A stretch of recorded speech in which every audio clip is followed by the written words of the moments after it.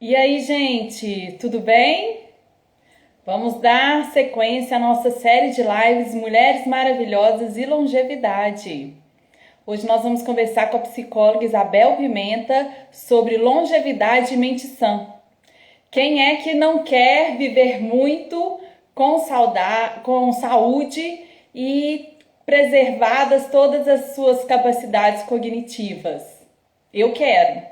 Então, na nossa live de hoje, a Isabel Pimenta, ela vai falar como que o cérebro se desenvolve e o que a gente pode fazer para a gente manter as nossas capacidades cognitivas ativas, saudáveis aí até o final da nossa vida. Vamos chegando. Ei, Laura! Tudo bem? Vou colocar aqui já o comentário. Fixar o comentário enquanto Isabel não chega. Tudo bem, gente? Vamos lá. Isabel chegando. Longevidade e mente sã.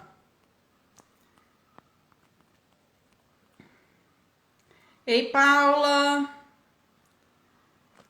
Deixa eu colocar publicar. Eu sempre tenho um problema para eu publicar.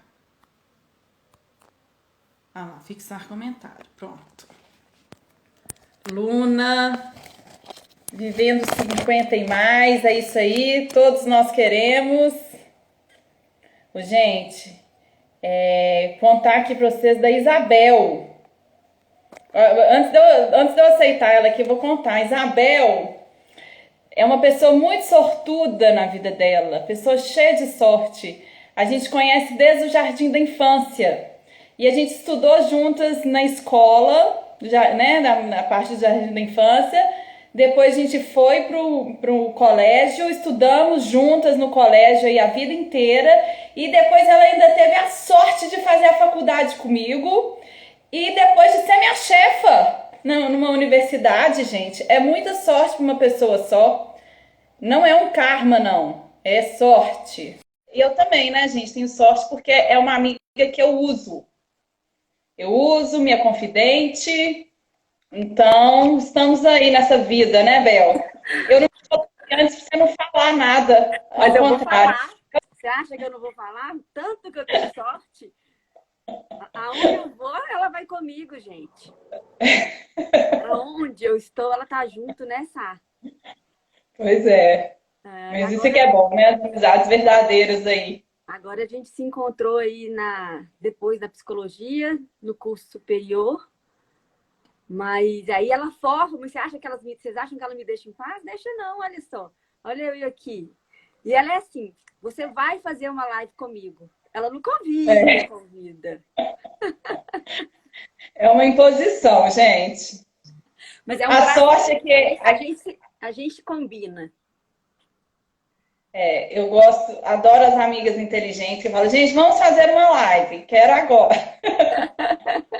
E aí a gente vai falar um pouquinho sobre isso, a importância da rede de apoio, né? Ter amigas que topam qualquer coisa com a gente, é uma rede de apoio É, fundamental, né? fundamental. Vou falar um pouquinho disso. Isabela, que estudou com a gente também, vai fazer a live amanhã, inclusive, chegando. Ah, gente!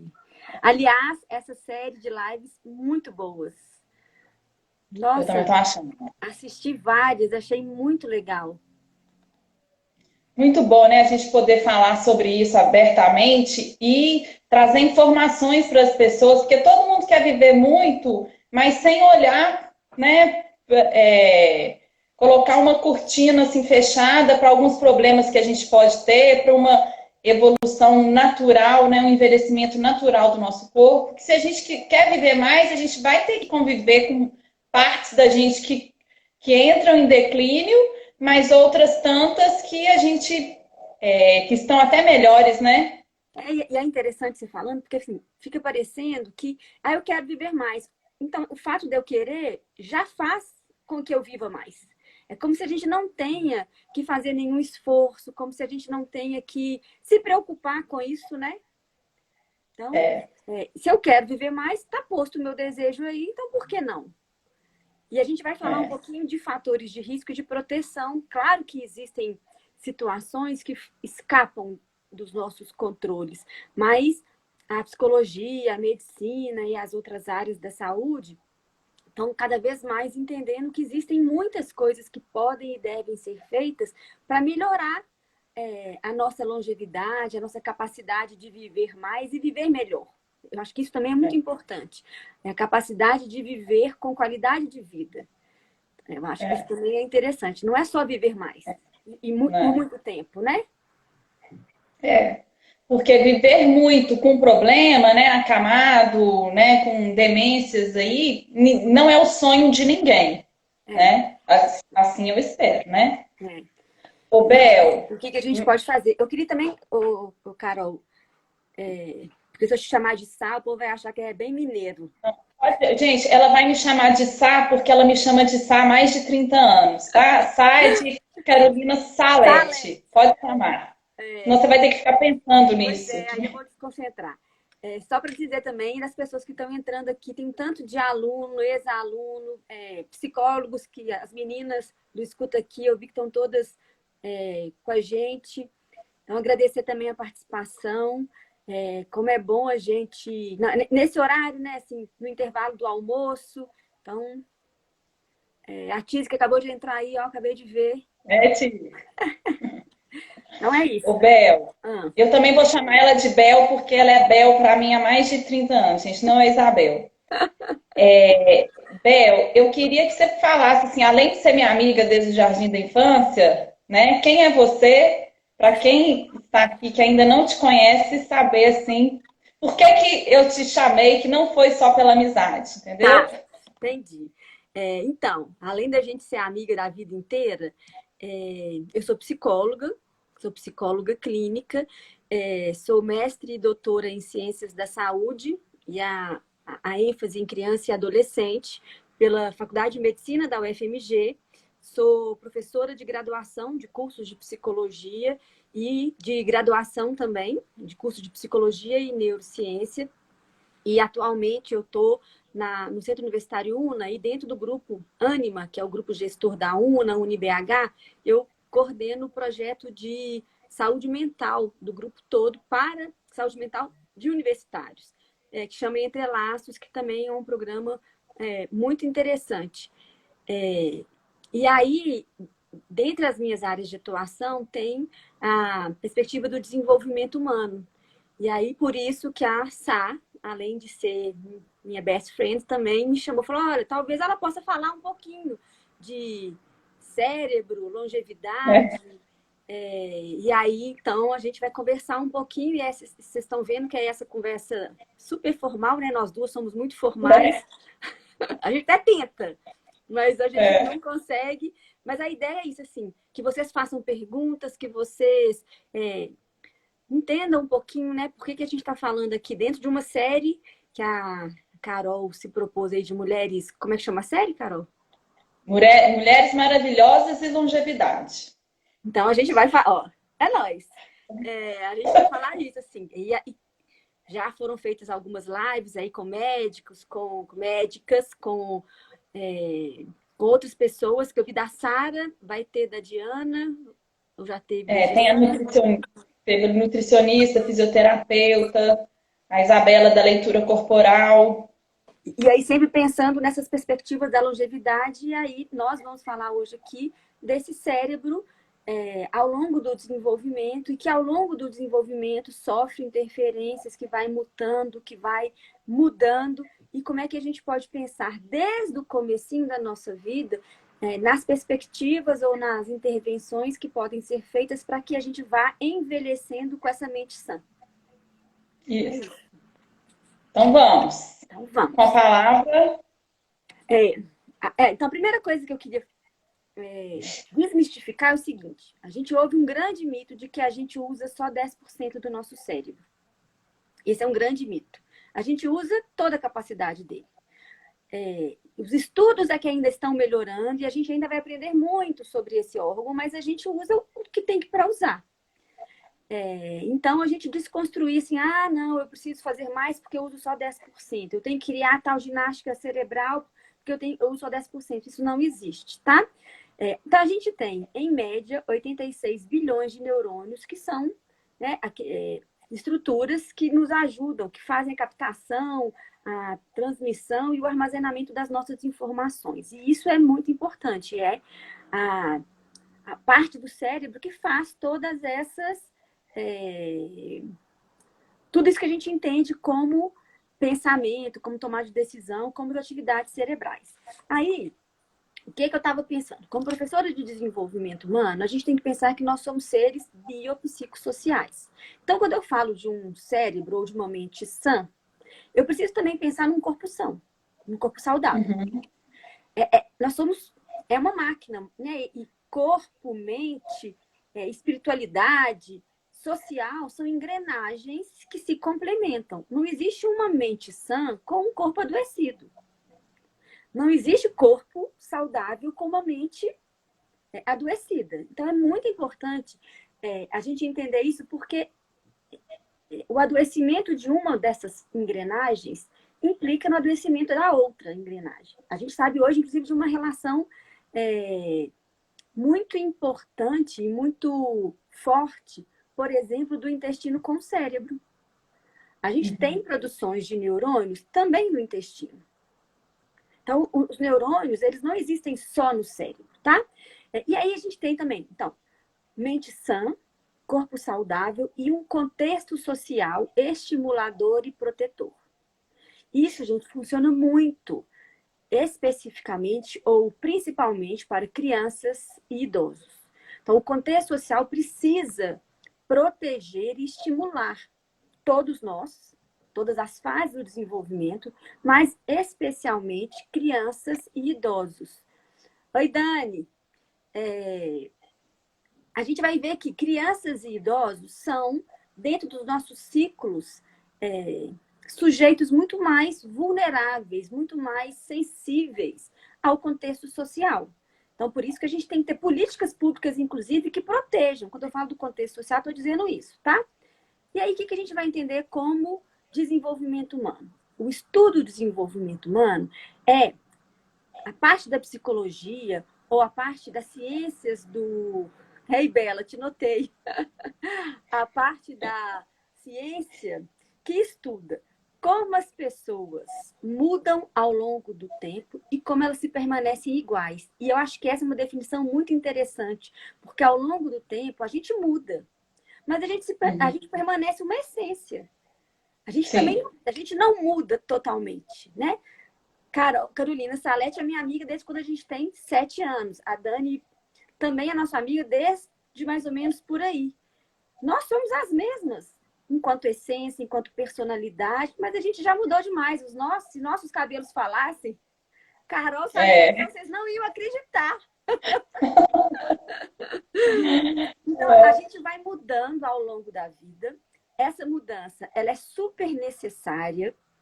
A gente vai se adaptando, a gente vai se moldando, mas a gente também permanece igual. Então, o estudo do desenvolvimento, ele pega essas duas nuances, tá? Aí, vamos lá, então. Eu fiz até esqueminha. Então, a Dani está dizendo que ela ama mudanças. E aí, uma coisa muito interessante. O nosso cérebro, ele precisa de desafios e mudanças, mas ele adora um conforto. Ele adora uma zona de conforto, ele adora repetir, ele precisa de algumas repetições para consolidações de memória, mas ele não precisa, ele não pode ficar nessa zona de conforto. Por quê, gente? Porque desafios, mudanças, rotas novas vão exigir do cérebro novas sinapses, novas construções de caminhos. E isso significa desenvolvimento, significa aumentar a nossa capacidade de interpretação, de aprendizado. Tá? Então, a gente está o tempo todo assim, buscando uma certa zona de conforto, por isso que muitas pessoas resistem muito à mudança, e ao mesmo tempo a gente está precisando criar novas situações para estimular o cérebro a criar novos sinapses. Por isso que, por exemplo, as escolas, e aí a Sá faz muito isso com a dança, precisa criar situações desafiadoras para as crianças. Porque isso vai exigir dela uma coisa que daqui a pouco eu vou falar, que chama neuroplasticidade. Uhum. A neuroplasticidade é a capacidade que eu tenho de criar novos caminhos. E isso significa exercício para o cérebro. Então, desde criança, eu preciso exercitar a neuroplasticidade. E a criança precisa ser desafiada o tempo todo. Tá? Uhum. Daqui a pouco eu vou explicar como é que isso acontece. A Brenda está dizendo assim, que tem pessoas que querem viver no automático. Muitas pessoas querem viver no automático e na zona de conforto. Porque é isso, é confortável, né? Assim, é confortável a gente não ter desafios, mas isso, em alguma medida, acaba até virando alguma coisa patológica ou acaba dificultando esse processo de um desenvolvimento saudável, porque isso vai ter um preço a médio e longo prazo. Uhum. A gente vai ver como é que o idoso que ficou a vida toda nessa zona de conforto vai chegar na velhice muito diferente de alguém que se estimulou, que foi estimulado. O desenvolvimento, gente, é muito interessante, porque olha só, ei, Marcos, é como se a gente nascesse, sabe? Assim, muito parecido um do outro. Eu, claro, com todas as diferenças, tá, gente? Mas do ponto de vista do desenvolvimento cerebral, é mais ou menos assim. E do ponto de vista das experiências também. E à medida que a gente vai vivendo, as experiências vão sendo registradas de maneira muito diferente. E o nosso desenvolvimento vai se diferenciando muito. Então, eu e a Salete fomos lá colegas com 7 anos. Então, a gente tinha os mesmos amigos, a gente frequentava as mesmas festinhas, a gente tinha experiências mais ou menos parecidas, mas ao longo da nossa vida, as nossas experiências... Salete foi para a França, casou com um francês, eu fiquei em Belo Horizonte, tive o primeiro casamento, depois o segundo. E a gente vai fazendo isso. E outras pessoas que estavam com a gente lá na primeira infância também. Vamos chegar na velhice muito diferentes, assim. Se a gente teve experiências muito traumáticas, né? Assim, se o contexto social foi muito diferente, nós seremos pessoas muito diferentes na velhice, porque o nosso cérebro vai interpretando tudo isso, ele vai assimilando tudo isso. Aí ele vai, para algumas pessoas, enrijecendo, para algumas pessoas ele vai fechando e aí perdendo sinapses, tendo mortes precoces de neurônio. Se a gente tiver hábitos muito diferentes, então, eu bebo sempre, como muito, como mal, não faço atividade física, Salete faz o oposto. A nossa velhice vai ser muito diferente, não tenham dúvida. Tá? Então, voltando lá na criança. O cérebro da criança, ele tem um crescimento muito rápido nos 3 primeiros anos, nos 5 primeiros anos e principalmente nos 3 primeiros anos. Pra vocês terem uma ideia, ele chega a triplicar de peso nos 3 primeiros anos. E ele triplica com o quê? Com neurônio, com massa cinzenta, com isso que a gente está dizendo de plástico, né? O nosso cérebro não nasce pronto.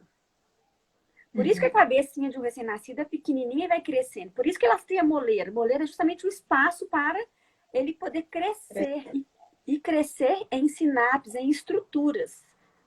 O que vai fazer isso, Salete? Aprendizagem, conhecimento, experiência. Daí a importância da gente trabalhar com políticas públicas que possam estimular principalmente crianças que vêm de meio social desfavorável. Daí a importância de quem tem condições financeiras estimular essa criança. Tá? Para que ele tenha, então, todas as chances de ser desafiado. Então, essa criança vai ter todas as chances de ser desafiada para que ela possa criar, então, sinapses, fortalecer os seus neurônios, formar, né, assim, essas experiências e aí expandir esse cérebro. Tá? E lembrando, Bel, assim, né, como eu trabalho muito com criança, que o estimular é ótimo, o hiperestimular é péssimo. Aí Né? Tem que ter esse equilíbrio aí para não passar da conta. Pois é, aí tem que tomar cuidado, porque a gente, nas palestras, nas lives, a gente fala muito da importância de estimular, é, e, e aí, né, se a cobrança, inclusive, assim, seja um bom pai estimulando, o mercado, não sei o quê. Só que a gente esquece de contar que existe um limite. Se você passa desse limite, isso vira hiperestimulação e isso sobrecarrega o cérebro e aí a gente faz o oposto do que a estimulação está se propondo. Inclusive, eu que atendo no consultório, já tenho visto crianças de 6, 7, 8 anos extremamente ansiosas, já com traços de perfeccionismo, o que é muito ruim para o desenvolvimento. Né? Assim, então, crianças que têm uma dificuldade de lidar com a frustração porque elas internalizaram que elas precisam ser perfeitas de tanto que os pais exigem e cobram. Então, é exatamente isso, assim. Daí a importância da gente também procurar ajuda. A gente, enquanto pai e mãe, que a gente, né, não nasce com o manual de instrução, se tem uma coisa que é difícil na vida é criar filhos. Então, é importante a gente procurar orientações. Então, para quem ainda não sabe, e para quem não me conhece, a minha abordagem é a cognitiva comportamental. Então, dentro dessa abordagem, a gente faz orientação para os pais. A gente faz psicoeducação. Então, às vezes, a criança é muito pequenininha, ainda não vai para terapia, mas a família pode procurar ajuda e pedir orientação. Eu faço isso algumas vezes. Ou, às vezes, a gente faz junto com a criança, de tempos em tempos, a gente também faz orientação para as famílias, para que as famílias possam entender e construir esses limites saudáveis, né? Então, acho que isso também é importante. E aí, a gente está falando, então, desse desenvolvimento do cérebro. E aí, lembrando, então, que o cérebro de uma criança recém-nascida, ele não nasce pronto. Para vocês terem uma ideia, gente, o hipocampo, que é uma área importante dentro do sistema límbico e que é responsável ali por alguns tipos de memória, ele nasce só com 40% ainda. Ele tem 60% para se formar. Quando a gente for ver o sistema límbico, quando a gente vai ver... Por isso, por exemplo, que lá na adolescência a gente tem essa complementação da formação. Então, a gente precisa entender que esse órgão ele ainda vai precisar de um tempo para ser totalmente amadurecido. Tá? E aí, uma outra coisa que é importante, que a gente está falando desse cuidado do cérebro infantil. Horas de sono. O sono, ele é importantíssimo para todos nós. Então, o sono é importantíssimo para uma mente sã, para uma mente saudável. Ele é reparador. Mas para a criança, para além dele ser reparador, ele também é um importante órgão de produção, por exemplo, do hormônio do crescimento. Ele é importante para a gente... A criança tem que ter hora para dormir. Ela tem que ter horário, ela tem que ter rotina. O GH, que é o hormônio do crescimento, ele é produzido entre 8 e 9 horas da noite. Então, a criança que dorme todo dia 10h30, todo dia 11 horas, ela vai começar, ou ela pode começar a ter prejuízo no próprio crescimento. Porque ela está perdendo aí uma janela importante. Claro, dia de semana, uma vez no final de semana, de vez em quando, tudo bem, que é uma das coisas também que a gente vai entender que é uma mente sã, né? Ter uma flexibilidade cognitiva é muito importante. Sair da rotina, às vezes, faz bem. Só não pode ser rotina, né? Não, minha criança dorme todo dia 11 horas da noite, meia-noite. Isso é ruim, porque ela está perdendo um horário importante de produção do hormônio do crescimento. Aí, uma coisa super importante. Nós estamos falando desse cérebro em desenvolvimento. E aí, entre 3, 5 e 7 anos, a gente tem o que a gente chama de primeira poda neural, que é um momento fundamental para o cérebro. O que é poda neural? A ideia da poda é quando a gente faz igual poda de flores, né? De folhas. É quando a gente vai limpar o nosso cérebro. Então, aqueles neurônios não utilizados naquele momento, ou utilizados poucos até aquele momento, eles são descartados.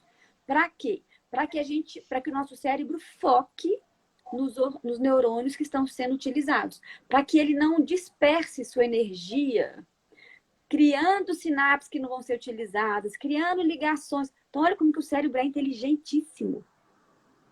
Toda vez que eu dou aula de cérebro, eu dou aula de desenvolvimento, eu falo, gente, mas esse negócio é legal demais. E as pessoas que estudam isso também é muito legal. A gente entender essa parte. Então, essa poda neural, ela é esse descarte dos neurônios não utilizados até aquele momento. Daí a importância da gente estimular a criança. Lembrando desse limite que a Salete falou. Né? Então, da gente estimular com desafios, com brincadeiras, com parte lúdica, com fantasia. Até 5, 6 anos, a fantasia impera.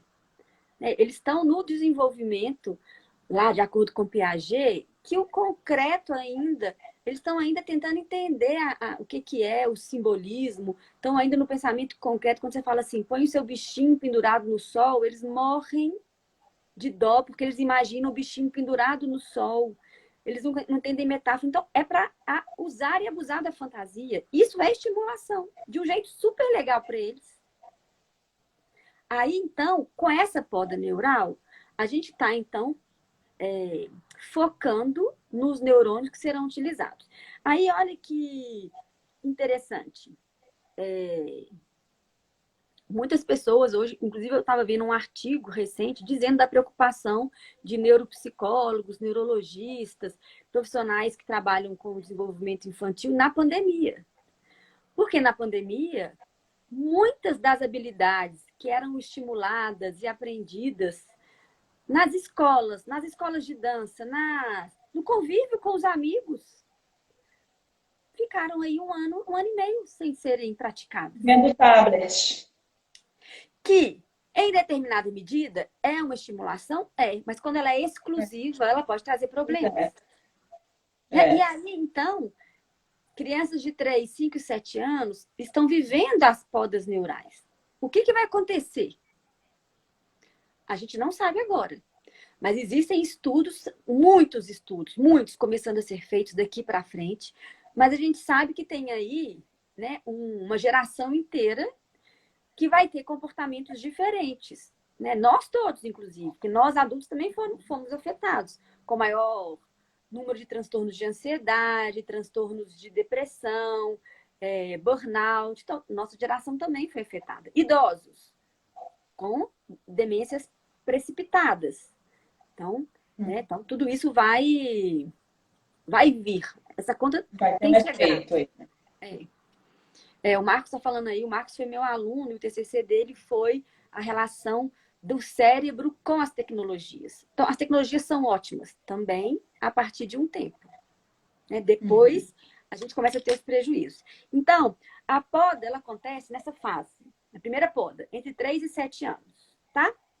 E aí, a gente vai falar um pouquinho também, Sá, que eu já citei aqui, da neuroplasticidade, que é essa capacidade que o nosso cérebro tem de criar novas conexões, novas vias. Um exemplo, eu fico brincando. Eu acho que nunca fiz tanta neuroplasticidade quanto no último ano e meio, como professora, me virando aqui nas tecnologias. Eu mal consegui entrar, sabia o que era Zoom. Hoje, quando eu vou atender meus pacientes no online, eu falo, você quer Zoom, Meet, Hangout? Eu dou um cardápio. Isso é neuroplasticidade. Eu saí dessa zona de conforto, tive que criar outras áreas, tive ali que acionar áreas de memória de trabalho, memória de longo prazo, áreas. E aí vai, as outras áreas todas que eu preciso para poder dar a minha aula. Então, a pandemia também tem um lado interessante, se a gente for olhar assim, né? As próprias crianças e adolescentes com a tecnologia, eles também aprenderam muito. E isso é neuroplasticidade. E a neuroplasticidade, ela acontece ao longo da vida. Claro que quanto mais jovem o cérebro, mais neuroplasticidade é possível fazer. À medida que a gente vai avançando na idade, a neuroplasticidade vai ficando menor. Por quê? Porque o cérebro vai ficando menos plástico. Uhum. tá? Mas isso não quer dizer que a gente não consiga. Daí um ponto importante. É possível aprender até na velhice. É necessário Uhum. aprender até na velhice. Acho que isso é muito importante, porque a gente acha, cheguei aos 65, 70, 75, não tem mais nada para fazer. É muito pelo contrário. Aí, é claro que ao longo da vida eu tenho que ter me preparado e me preocupado com a minha velhice, mas na hora que eu chego na velhice, eu tenho que continuar cuidando dela, É. tá? Existe neurogênese, né, a vida inteira, né? Isso. Até o cérebro morrer, tem neurônios novos que vão Então, nascer. aí é uma coisa muito interessante, porque até pouquíssimo tempo atrás, a ciência entendia que você nascia com uma quantidade X de neurônios e morria com essa quantidade X. Há pouco tempo atrás, a ciência começou a mudar e a entender que não. Que eu tenho, então, neurogênese, ou seja, eu consigo produzir novos neurônios a vida toda. Mas o senso comum ainda tem pouco conhecimento sobre isso. As pessoas ainda Aham. acham, na maioria das vezes, que se eu nasci lá com volta de 100 bilhões, 86 bilhões, eu tô só perdendo. Não, enquanto eu perco alguns, e eu perco vários, eu também consigo produzir novos, mas eles não produzem aleatoriamente ou do nada.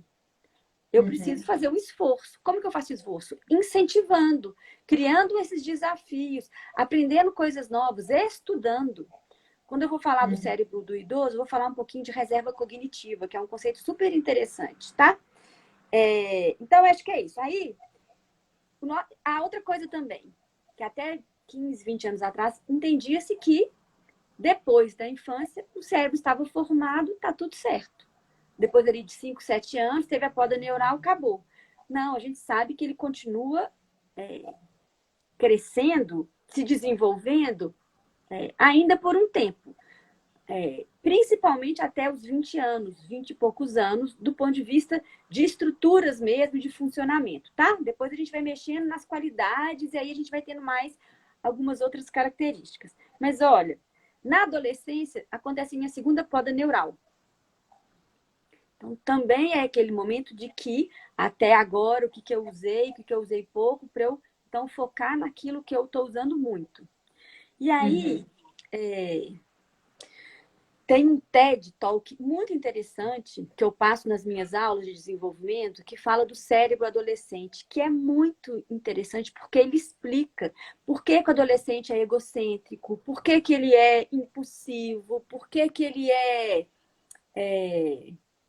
mal-humorado às vezes, assim, como é que a labilidade, né, do humor do adolescente é muito grande, entre outras coisas, porque tem uma questão cerebral. De A gente tem amadurecimento. A gente tem um conjunto de funções, né, Sá, que são as funções executivas, que são responsáveis pelo planejamento das nossas tarefas, pela execução das nossas tarefas, pelo controle inibitório, que é aquela história assim, nossa, eu vou falar com a Salete, o cabelo...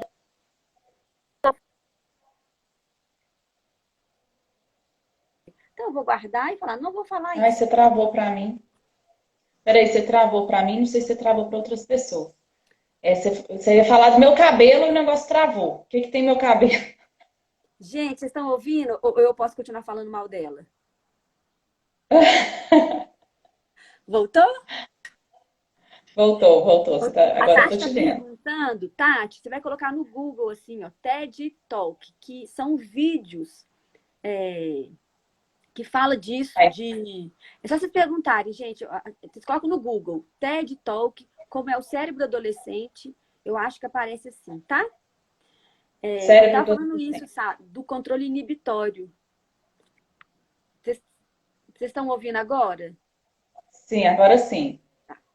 Então, eu estava falando do controle Do meu inibitório, cabelo. Do que meu cabelo. eu ia falar do controle inibitório assim. O controle inibitório é aquela função que eu quero, não gostei do cabelo da Salete. Então eu vou falar. Não, não vou falar.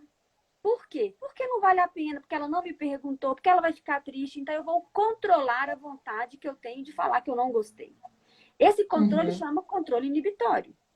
Eu quero comer compulsivamente. Estou aqui ansiosa, quero comer o mundo. Não, não vai fazer bem. Já comi o suficiente. Vou lá trabalhar o controle inibitório. Então, o controle inibitório está dentro das funções executivas. Regulação emocional. Só do controle inibitório, que isso fica muito claro na criança, que vai falar tudo, que você tem, nossa, não conta isso não. E do idoso também, né? Que aí já vai perdendo essa capacidade de filtrar, né? O que fazer. E a criança faz isso não é porque ela é mal educada, não. É porque ela não tem essas funções executivas amadurecidas, que elas começam a amadurecer por volta de 5 anos. E elas vão até os 20 e poucos anos, em volta de 20, nesse processo de amadurecimento, a regulação emocional. Então, o adolescente está nesse processo. Então, ele está ainda autocentrado, ele está ainda na impulsividade e, ao mesmo tempo, ele também tem um sistema límbico, que é aquela parte que controla as emoções, também num processo de amadurecimento. Então, olha, ele tem um sistema límbico hiperativado, hipersensível. O que é hipersensibilidade do sistema límbico? É quando qualquer coisa ativa o sistema límbico. Por isso que eles têm as explosões. Eu tenho algumas pacientes que elas falam isso, falam, nossa, a minha filha, ela, ao longo do dia, eu tenho várias filhas, porque ela acorda, me dá bom dia, daqui a pouco no lanche já é outra pessoa me dando patada. O adolescente tem uma grande labilidade emocional por uma hipersensibilidade do sistema límbico. Ao mesmo tempo, uma imaturidade das funções executivas. Ou seja, eles não conseguem controlar, muitas vezes, eles não conseguem regular as emoções. Então, é um fio desencapado mesmo. Ô, Bel, e aí a gente tem que pensar que tanto esse sistema límbico, né, esse centro das emoções, ele vai atuar diretamente na produção hormonal, que também na adolescência está mais desregulada, né? Então, tudo está junto, né? Tudo está interligado. Tá, e aí a importância de a gente pensar nisso, como que é importante estudar desenvolvimento humano nessa perspectiva também cerebral.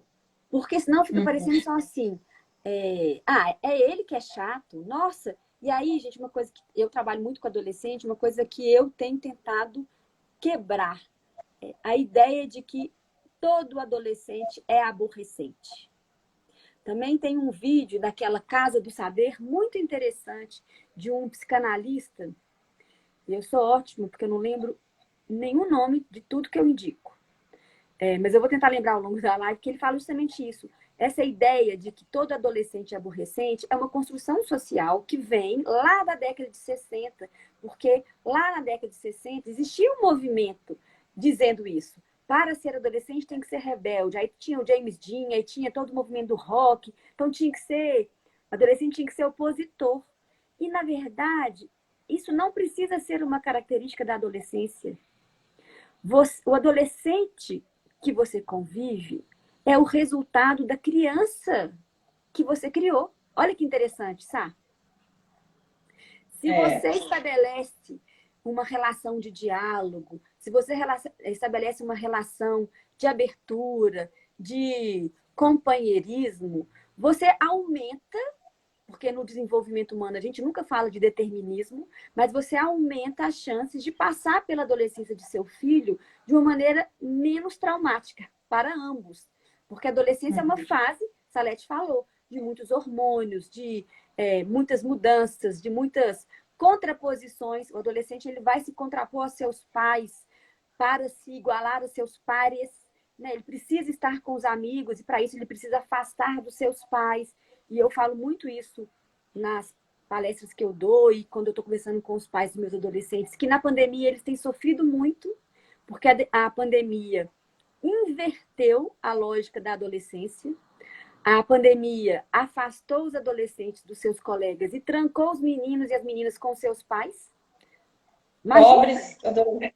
Pobres adolescentes. Imagina, tudo que o adolescente queria era estar com seus amigos, eles estão 1 ano e meio com a mãe e com o pai. Pois é, porque toda relação excessiva, né, em excesso, ela é tóxica. Então, por mais que a gente ame nossos filhos, a gente está lá o tempo inteiro, né, fazendo remarca que eles não teriam se eles estivessem longe da nossa casa, né? Outro dia eu falei assim aqui em casa, vou tirar férias de vocês, aí os dois, a gente pode ir junto? Falei, acho que vocês não entenderam. Não estou entendendo. É, a Tati está perguntando se a gente tem adolescente depois de 20. Aí é uma pergunta tão interessante, porque é o seguinte: a gente começa a ideia da adolescência com a entrada da puberdade. Então, a puberdade ela é universal porque ela é marcada por fatores biológicos. E aí a gente vai terminar a adolescência a partir de uma construção social. É quando aquele indivíduo se tornar independente. Ou seja, tem uns que nunca vão se tornar adultos, de Nunca. fato. É, tem uns que Na vão demorar. sociedade brasileira, Aí demora essa demais. marcação, Tati, cronológica, ela fica muito flexível. O que a gente sabe é que legalmente, né, o estatuto, o nosso órgão que define nosso marcador é o ECA, que vai definir entre 12 e 18 anos. Então, adolescente no Brasil, pela lei, é aquele sujeito entre 12 e 18 anos. Mas, por exemplo, a Organização Mundial de Saúde, a Unesco, eles já definem a adolescência entre 10 e 20 anos. Eu gosto muito de trabalhar com a ideia dos 10 aos 20 anos, porque eu tenho, de fato, visto a puberdade, esse início biológico a partir dos 10 anos, com algumas mudanças. Então, eu tenho, né, tenho trabalhado muito na concepção da Organização Mundial de Saúde. Mas aí, só para a gente entender esse cérebro, que é um cérebro que está nessas confusões todas. Então, amadurecendo o lobo frontal, né, o córtex pré-frontal com as funções executivas, um sistema límbico hipersensibilizado, e daí vem todas as mudanças de humor, os rompantes, as dificuldades. Tem um sistema, as funções executivas com muita criticidade, eles são muito julgadores, o adolescente é muito crítico, né? E quando diz dos pais, ele é crítico demais. E os pais sofrem muito com isso, porque de repente tem outro sujeito na casa deles, né? Coisa que eles nunca repararam e comentaram, estão ali falando. Então, tem essa parte importante. Deixa eu ver o que mais. E aí, a gente vê a escola como um lugar muito importante para criança e para adolescente, não só para aprendizagem, mas também como espaço de socialização. Isso também é muito interessante, porque criança e adolescente, nós precisamos socializar, somos seres sociais, e socialização significa uma série de aprendizagens e uma série de experiências cerebrais importantíssimas. Lidar com o outro exige da gente neuroplasticidade. Entender que o outro pensa diferente de mim, entender que ele tem uma outra visão, significa reprogramar as minhas interpretações, significa reconstruir caminhos e aí cerebrais também. Então, isso também é muito importante. Aí, a gente já vai caminhando aqui para o adulto. O adulto, a gente pode pensar que, do ponto de vista do cérebro, seria um momento mais estável. Mas, ao mesmo tempo, é a fase de maior estresse. Você está escolhendo sua profissão, formando, indo para o mercado de trabalho, constituindo família ou decidindo sobre. E aí você entra na vida de adulto. Né? E a vida de adulto não é fácil. Exige uma série de responsabilidades, de compromisso, que muitas vezes vai implicar em dor, em sofrimento, em neuroplasticidade de novo. Tá? E aí, dos 40 aos 60 anos, a gente fala que já é o adulto maduro. Então, o adulto que eu falo, a adolescência vai até por volta dos 20, dos 20 ao 40, a gente está falando de uma adultez jovem, que é muito legal. Antigamente, a gente não tinha essa divisão da adultez. Só que agora, os estudiosos do desenvolvimento dividiram a adultez jovem para o adulto intermediário. Justamente pelas diferenças. O adulto de 40, 60 anos, ele já está com outras responsabilidades. Ele já começa a ver os filhos já formando ou indo para a faculdade, com 50, 60 anos já tem neto, já está se aposentando. Então, são características muito diferentes daqueles de 25. A faixa era muito grande, então eles acabaram dividindo. E aí, tem uma grande pesquisa da Universidade de Seattle, que fez um estudo longitudinal também. E aí, o que essa pesquisa fala é que dos 40 aos 60, a gente tem um pico de boa parte das nossas funções cognitivas. Então, é quando a gente atinge o pico de boa parte das tomadas de decisão, de memória, da atenção, das emoções, mas a compreensão verbal, ela continua aumentando muito ainda na velhice. Tá? A gente vai ver também que existem dois tipos de inteligência, que a gente chama de inteligência fluida e inteligência cristalizada, e que nessa fase a inteligência fluida ela decai um pouco e a O que inteligência... significa? Vou te explicar. E a inteligência cristalizada continua subindo, inclusive na velhice. A inteligência fluida é aquela capacidade de dedução, de indução, que está pouco relacionada com a escolarização. A inteligência cristalizada é a nossa capacidade de cristalizar e aumentar o conhecimento. E ela está mais relacionada à escolarização. Essa, sim, continua crescendo ao longo da fase adulta até a velhice, e a fluida ela vai diminuindo nessa fase, tá? Lembrando que esses são são resultados do estudo daquela pesquisa da Universidade de Seattle. E aí, alguns teóricos vão dizer sobre a crise da meia-idade, que é a crise entre 40 e 50 anos. Outros teóricos vão dizer que essa não é uma crise universal. Alguns vão dizer que é uma crise universal, outros vão dizer que não, que elas são crises situacionais, individuais. Aqueles que falam que essa é uma crise universal, eles dizem que essa é uma crise relacionada ao balanço da vida. Entre os 40 e 50 anos, você vai rever seus objetivos, seus valores, o que você colheu, o que você deixou de colher, o que você acertou, o que você errou.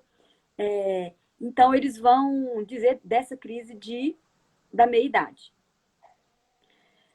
E aí, a gente vai falar agora do cérebro maduro. E aí, o cérebro maduro, esse cérebro a partir de 60 anos. Até 60 anos, o estudo de Seattle disse que você não tem perdas cognitivas significativas. Então, até 60 anos, do ponto de vista da cognição, mesmo que houve ou que haja perda, não são significativas, tá? Isso para um desenvolvimento saudável. Bel, para quem está assistindo e não sabe o que é perda cognitiva, o que é cognição, são as funções cerebrais que estão relacionadas com o conhecimento, né? Com o processamento de informação, com o conhecimento. Então, assim, a percepção, a memória, nossa capacidade de atenção, são todos os nossos tipos de memória, a nossa capacidade de tomar decisão, a nossa capacidade crítica, a nossa própria inteligência, que é a nossa capacidade de resolução de problemas. Tudo isso é um conjunto que a gente chama de funções cognitivas, tá? E que a gente da psicologia, né, uma área da psicologia, estuda bastante. Aí a gente chega na velhice, de 60 anos. Tem dois conceitos muito interessantes sobre o envelhecimento e que eu acabei de esquecer. Que tem a ver com memória. Memória, gente. Memória é muito importante. Lembrei. Senescência e senilidade. Então, olha só. Que tem a ver com envelhecimento primário e envelhecimento secundário. É possível envelhecer sem ter, que é o envelhecimento primário, que está relacionado à senescência, é possível envelhecer sem ter doenças associadas. Envelhecimento não é sinal de doença. Embora no nosso país seja muito difícil em determinadas faixas sociais, até pela própria desigualdade de condições.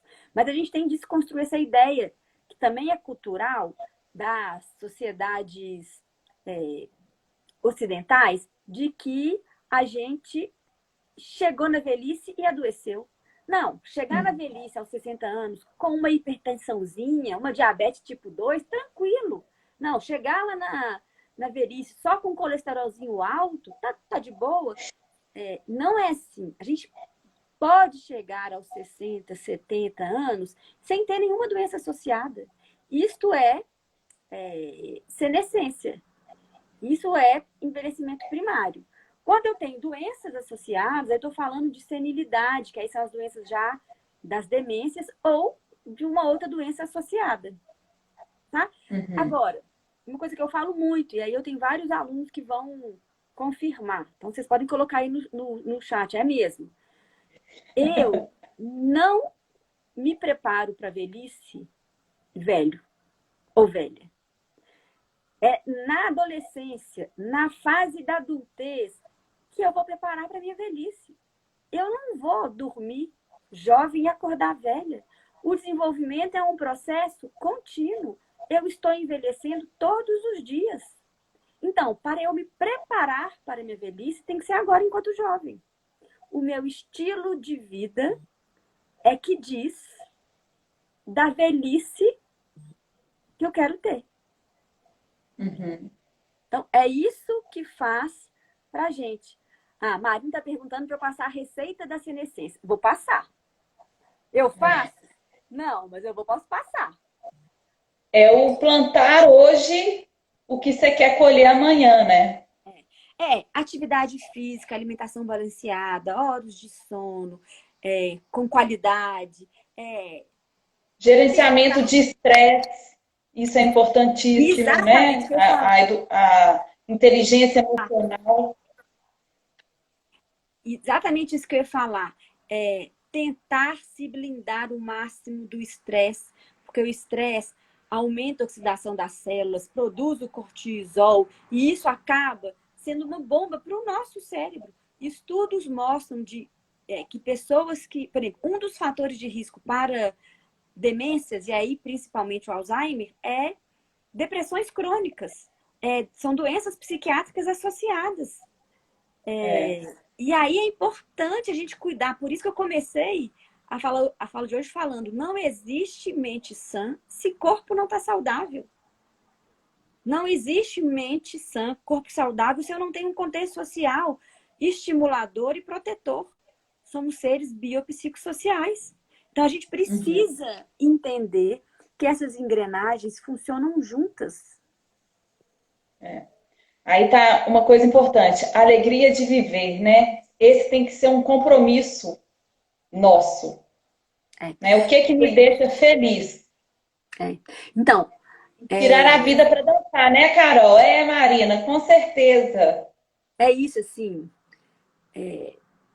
A vida já é tão dura e a gente já pesa tanto. Outro dia eu estava falando com essa mesma Marina isso. Como que às vezes a gente se pega pesando ainda mais alguma situação que já é tensa ou pesada. E aí, existem alguns tipos de personalidade que têm mais dificuldade. Também não é só o sujeito querer, né? Porque senão a psicologia seria tão fácil. Existem alguns tipos de personalidade, algumas condições sociais, existem algumas estruturas que têm muito mais dificuldade de ter a alegria de viver.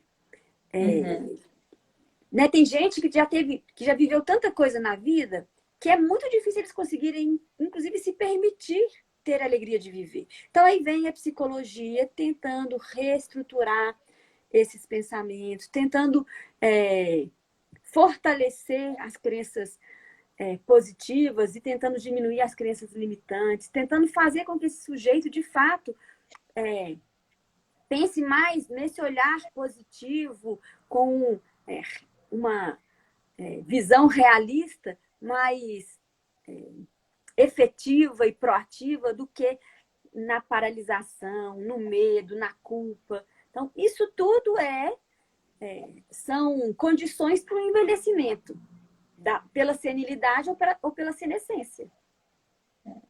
Ô, Bel, você sabe, né? Você me acompanha aí, né? Desde sempre, do tempo que eu vivi na França, que é um país que eu comecei a reparar, né? Eu chegando de fora, que a comunicação ela está ligada com a reclamação. Então, o tempo inteiro, a pessoa começa sempre uma conversa reclamando do tempo, reclamando da política, tudo gira em torno da reclamação. Você está lá comendo caviar com salmão e a pessoa reclamando. E eles falam assim que como que o brasileiro ele é feliz, ele é alegre. E eu comecei a reparar que a gente fala sorrindo. Você pode estar comendo cocô, mas você fala assim, nossa, que estamos comendo cocô aqui agora. E está dentro da nossa cultura, É né? cultural. Não que a gente seja alegre, mas já essa forma de se comunicar com o outro, né? De ter uma música, de ter uma dança que faz parte da cultura, ela já faz uma diferença quando a gente compara duas culturas, como a brasileira e a francesa. E lá eles consomem muito mais antidepressivo do que a gente, O né? que. Pois é, quando eu falei lá no começo do contexto social, é muito isso. A cultura imprime em nós marcas que a gente nem tem consciência. Então, se a gente já nasce num país como o Brasil, a gente está mergulhado nessa cultura. A gente vai aprender a falar sorrindo sem a gente nem parar para pensar sobre isso. Só às vezes, até nessas discussões na academia, a gente fala, nossa, gente, olha que interessante.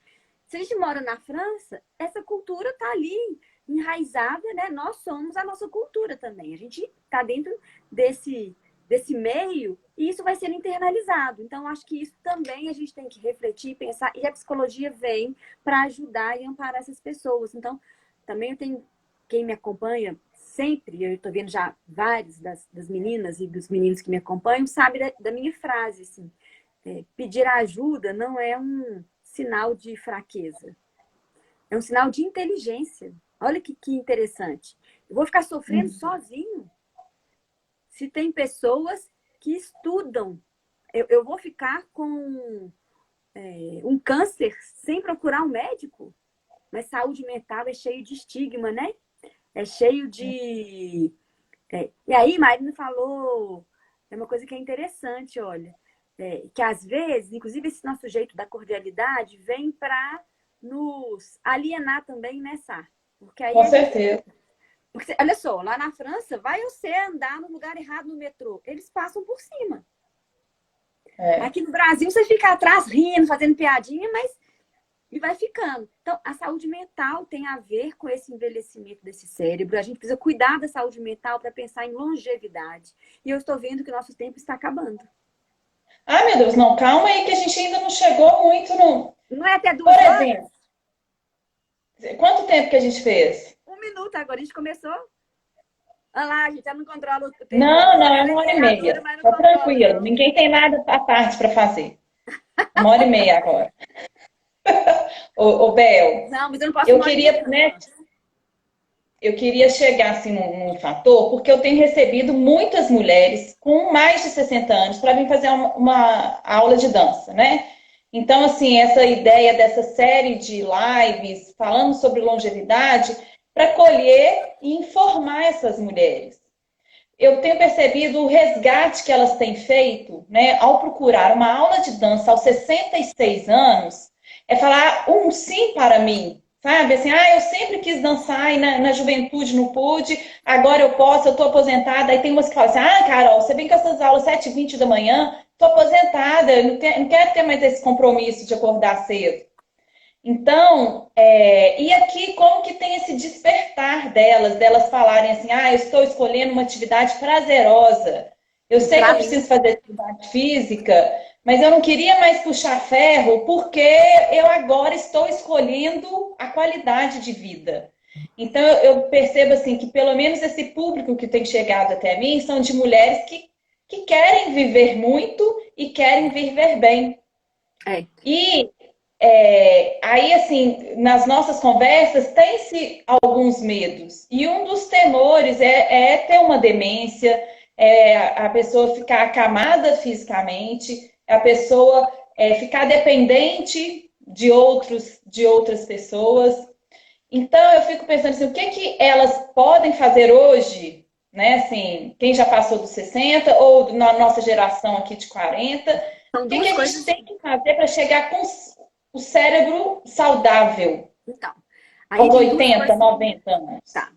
Acho que tem duas coisas, assim, são duas faixas muito diferentes, né? Nós, aos 40, ainda precisamos muito dessa ideia de que o nosso planejamento do envelhecimento é agora. Então, Uhum. é, a gente precisa entender que a gente tem aí a gente tem mais tempo, é igual a Previdência, sabe? Assim, a gente tem mais tempo para poder pensar sobre isso. Então, é voltar naqueles pilares, atividade física, alimentação balanceada, cuidar da saúde mental. Então, se eu estou ansiosa ou deprimida, procurar ajuda e fazer terapia, não resistir. Se meu psicólogo achar que eu tenho que procurar um psiquiatra. Se o psiquiatra receitar um remédio psiquiátrico e eu confiar no psiquiatra, eu tenho que tomar sim, porque eu não posso ficar sofrendo. E aí, uma coisa que é muito importante, hoje em dia a gente sabe, com a psiquiatria moderna, que os antidepressivos, os ansiolíticos, os remédios estabilizadores de humor, prescritos de maneira crítica e ponderada, eles servem como protetores do cérebro. A Uhum. depressão não tratada, ela é muito prejudicial e ela é um grande fator de risco para demências. Então, Uhum. ficar ali ruminando o sofrimento, aquela falta de expectativa de futuro, aquela tristeza por anos, é a gente bombardear o nosso cérebro.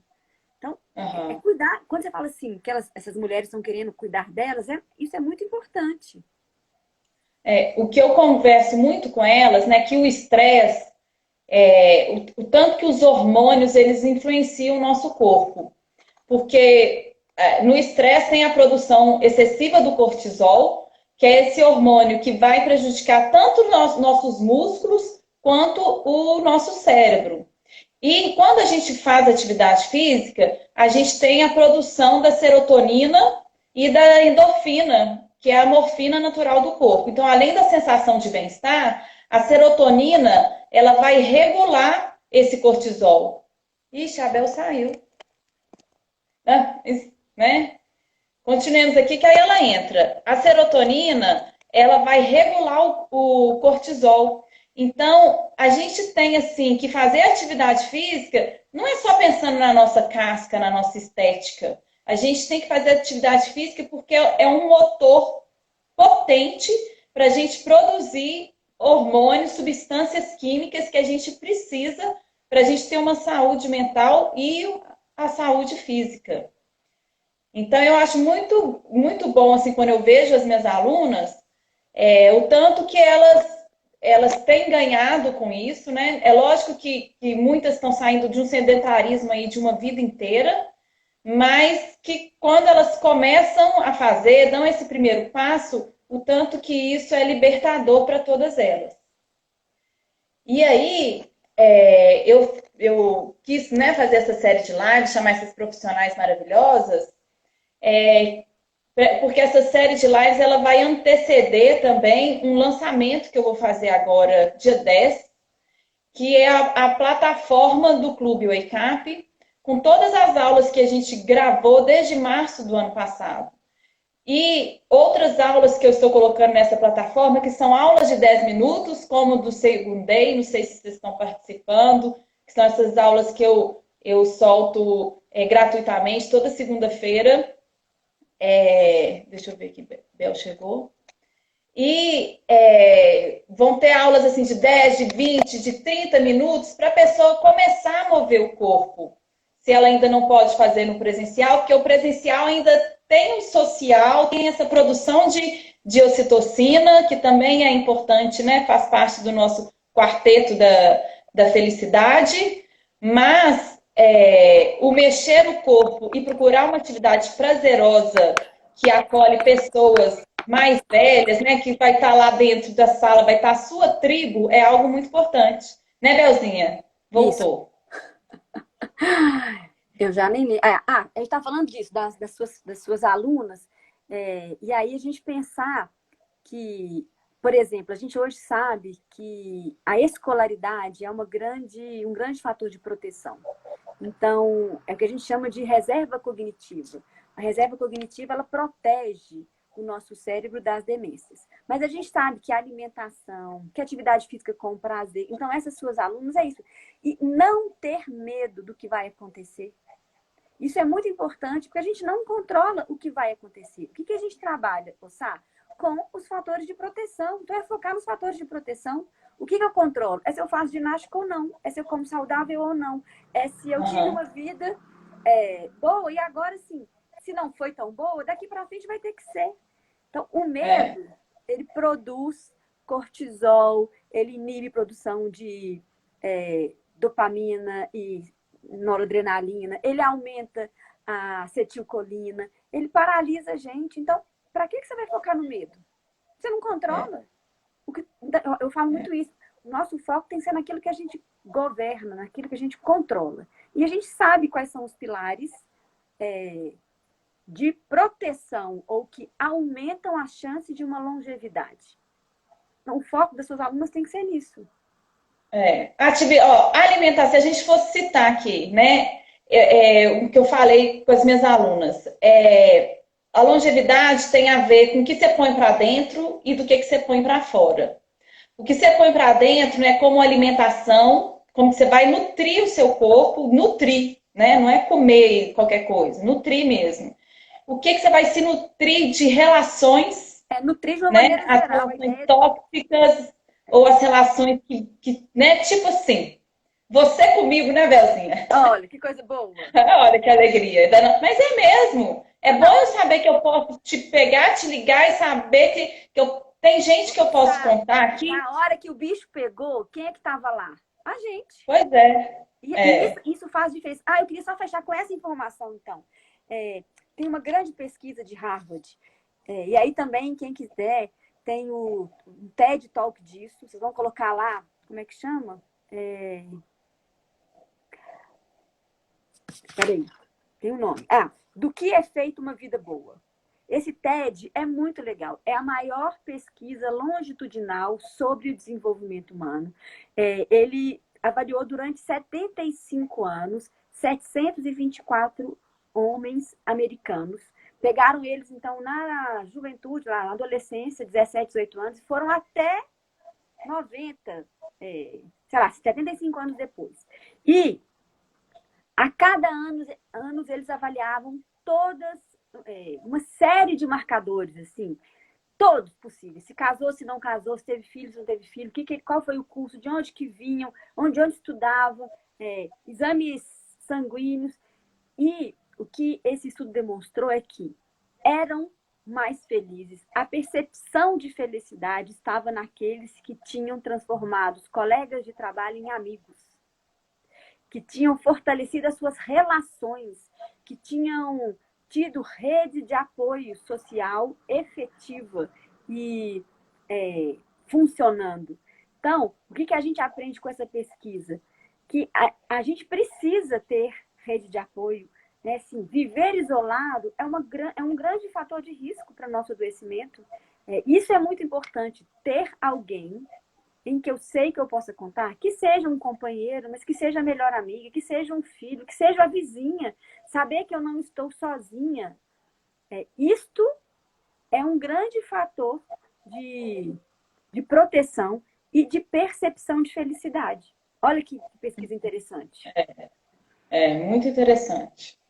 Então, outra resposta para seus alunos é isso. Construam ou fortaleçam as suas redes de apoio. E quando eu falo com elas do colocar para dentro e colocar para fora, essa alegria de viver, assim, qual que é a sua missão nessa vida? Você está cumprindo o seu papel, né? Então, assim, esse seu objetivo de vida, eu quero estar aqui na Terra para fazer o quê? Como que eu estou agindo no mundo? Como eu estou ajudando o outro? E como que eu estou escolhendo o que eu vou fazer no meu dia a dia, né? Que é isso, você escolher atividades prazerosas. Então, tanto tem essa troca minha, né? O que vem para dentro e o que está dentro, como que eu vou colocar isso no mundo? Eu vou trabalhar a vida inteira pensando só em dinheiro? Eu vou trabalhar a vida inteira com algo que eu gosto ou não? Eu vou fazer atividades só pensando no outro, porque eu não consigo falar não para o outro, só consigo falar não para mim mesmo. Então, Uhum. isso tudo também tem a ver com autoconhecimento, com Isso que eu ia falar. fortalecimento pessoal, para Uhum. você seguir a sua estrada, né? É. Isso que eu ia falar, assim, o autoconhecimento é fundamental, porque às vezes, para algumas pessoas, viver para dinheiro tá tudo certo. Para outros, isso é um grande sofrimento. É cada uma que vai saber aonde que aperta. Daí, a É, importância também de você procurar alguém que possa te ajudar nesse processo do autoconhecimento. Daí vem de novo a importância da psicologia, que nunca teve tão em voga, né? No momento em que a saúde mental está tão frágil, então também quebrar essa resistência. Acho que é por aí. Ô, gente, vocês teriam alguma pergunta? Se alguém quiser fazer algum comentário aqui, alguma pergunta, aproveitar essa Isabel inteligente aqui nessa live. Se não, eu quero, né, falar com vocês que para assim, a minha forma assim, de eu estar no mundo, estar bem, assim, eu acho que a minha missão está relacionada com a dança no mundo, né? A dança faz parte da minha vida desde que, sei lá, eu nasci, né? Desde que E eu era sua colega lá no Balé Movimento. isso. A gente ainda a gente fez isso, ainda fizemos balé Balé. juntas. É. Ainda teve esse. Nossa. Mas eu a vida toda eu dei aula para criança e foi só quando eu fui para a França que eu comecei a dar aula para adulto e cada vez eu me encanto mais com esse mundo adulto, com esse mundo adulto que envelhece, da gente assumir esse corpo feminino que vai envelhecer e que estar bem com essa estética também. E eu acho que a dança tem tudo a ver com isso, assim, que ajuda a pessoa a finalmente desabrochar. Então, desde que eu comecei com as aulas de Wake Up, né, que foi focado para mulheres com mais de 30 anos e que tem esse público, a nossa aluna mais velha tem 79 anos, e com a pandemia começou o Clube Wake Up, que são as aulas virtuais. E agora, finalmente, eu resolvi colocar essas aulas numa plataforma que está tipo o nosso Netflix. Então, a gente vai fazer o lançamento agora, dia 10 de agosto, e é para você fazer essa aula na sua casa, quantas vezes você quiser. E tem aulas de todos os gostos, trabalhando esse corpo físico, muscular, mas trabalhando também o psíquico. Muito bom. Então, vai Recomendo. ser ótimo. Para quem quer trabalhar a Qualquer sua dia, saúde. gente, eu serei uma aluna dela. Ela tá me Isso. convencendo a criar coragem, 7h20 da manhã. Não, a Bel fica só namorando. Só Só 7, namorando para vir aqui. Até hoje não veio. 7h20 da Mas manhã, esse que é o problema. Mas eu vou. não, mas Pode tem crer. outros horários também, Ah, tá? mas aí, ó, meus pacientes aí me vendo. Tá difícil. Os pacientes, deixa ela um horário 2 vezes por semana que ela vai trabalhar muito melhor, tenho certeza. Deia, que bom que você está aqui, Deia. É, florzinha. Ô, gente, então tá, Então né, tá. Bel? Deixa eu ir pro consultório. Aí, Então ó, tá bom. apoio, Queria viu? A agradecer a todo paciente ali mundo está falando aqui. que apoia. Parabéns pelo compartilhamento de tanto conhecimento. É, Quero agradecer a oportunidade de ouvir e aprender com essa live, foi enriquecedora. Parabéns vocês duas pelo belo trabalho que ambas executam. Muito obrigada. Só parabenizar mesmo e agradecer. a Ivanice, a mãe. Que bom, Ivanice. Que bom que você gostou. Muito bom. Mãe de uma Ah, paciente, tá vendo? viu? Muito bom. Deia, Então tá, pesquei, gente. ó, eu pesquei a dica da Deia, o recado, tá bom. Obrigada, viu, gente? Ó, Obrigada, gente. Um beijo. um beijo. Olha, para quem quiser obter mais informações sobre o Clube Wake Up, lá na minha bio tem um link para o grupo de WhatsApp e lá eu estou colocando todos os links das lives, estou colocando o Wake Up reflexivo, que são coisas para a gente pensar a respeito, e os nossos segundês. Ó, beijos para Beijo, todos beijo, Renata. vocês. Beijo, Lani. Beijo, Marina. Tchau, tchau, Tchau, Sá. tchau, beijo, Beijo. até mais. Tchau, minha gente.